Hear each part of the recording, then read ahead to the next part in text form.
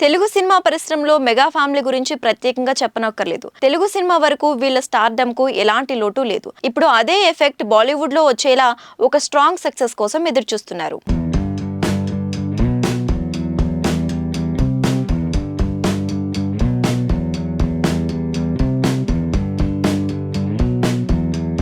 స్వయం కృషితో మెగాస్టార్గా ఎదిగిన చిరంజీవి ప్రేక్షకులతో పాటు ఇండస్ట్రీపై కూడా చెరగని ముద్ర వేశారు.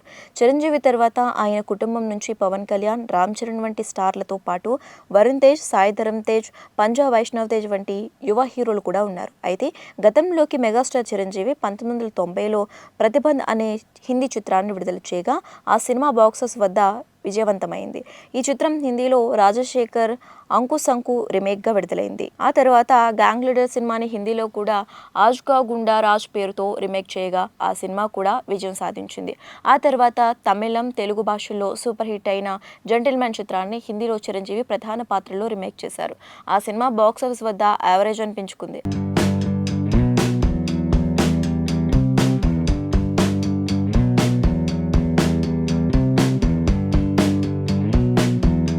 ఆ తర్వాత నుంచి ఇప్పటి వరకు చిరంజీవి బాలీవుడ్లో స్ట్రైట్గా సినిమా చేయలేదు. 2019లో పాన్ ఇండియా స్థాయిలో తీసిన సైరా నరసింహారెడ్డి సినిమాని హిందీలో డబ్ చేసి రిలీజ్ చేశారు. మెగాస్టార్ నటనకు మంచి ప్రశంసలు లభించిన నార్త్ బాక్సెస్ వద్ద ఈ సినిమా పెద్దగా ప్రభావం చూపలేదు.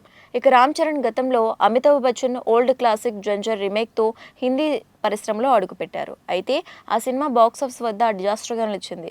అయితే కొన్నేళ్ల తర్వాత రాజమౌళి దర్శకత్వంలో తెరకెక్కిన RRRతో సూపర్ హిట్ అందుకున్నారు. ఇక నటుడిగా కూడా రామ్ చరణ్కు మంచి ప్రశంసలు దక్కాయి. ప్రస్తుతం శంకర్ దర్శకత్వంలో గేమ్ చేంజర్తో మరోసారి బాలీవుడ్లో బ్లాక్ బస్టర్ కొట్టాలని ఉత్సాహంతో ఉన్నారు. గేమ్ చేంజర్ గనక అంచనాలను అందుకుంటే పాన్ ఇండియా స్థాయిలో రికార్డులు కొల్లగొట్టడం ఖాయమని చెప్పాలి. పవర్ స్టార్ పవన్ కళ్యాణ్ గతంలో సర్దార్ గబ్బర్ సింగ్ చిత్రాన్ని తెలుగు, హిందీ భాషల్లో విడుదల చేశారు. ఆ సినిమా హిందీలో అంతగా ఆడలేదు. యువ దర్శకుడు సుజిత్ దర్శకత్వంలో తెరకెక్కుతున్న గ్యాంగ్స్టర్ డ్రామా ఓజీ సినిమాతో మరోసారి హిందీలో అడుగుపెట్టనున్నారు.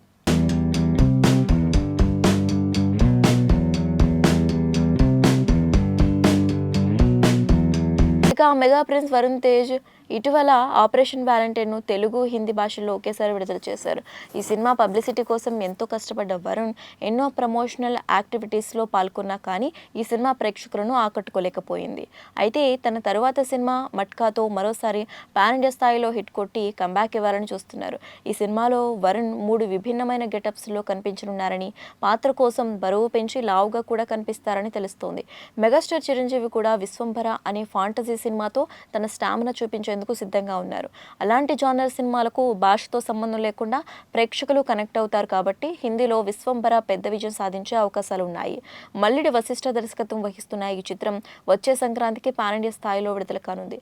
మరి క్రేజీ మూవీస్తో వస్తున్న మెగా హీరోలు బాలీవుడ్లో వరుస బ్లాక్ బస్టర్స్ కొడతారా లేదో చూడాలి.